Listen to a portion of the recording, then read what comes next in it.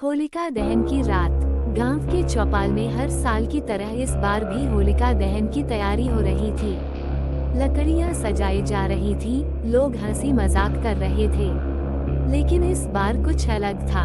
बुजुर्गों का कहना था कि सालों पहले इसी दिन गांव में एक औरत को जिंदा जला दिया गया था, ये कहकर कि वह डायन थी। मरने से पहले उसने श्राप दिया था, जब जब यह आग जलेगी मैं लौटूंगी। लोगों ने इसे पुरानी कहानी मानकर भुला दिया था, लेकिन इस साल अजीब घटनाएं होने लगी। रात हुई, होलिका दहन का समय आया।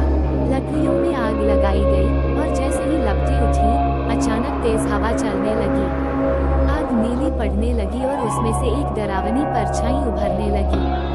मैं वापस आ गई। एक सड़ी गली आवाज गूंजी।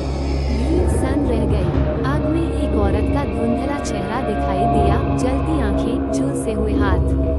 गांव का पुजारी चिल्लाया, ये वही औरत है, भागो। अचानक वहां खड़े लोगों में से कुछ के शरीर पर जलने के निशान उभरने लगे। वे चीखने लगे, उनकी खाल से धुआं उठने लगा।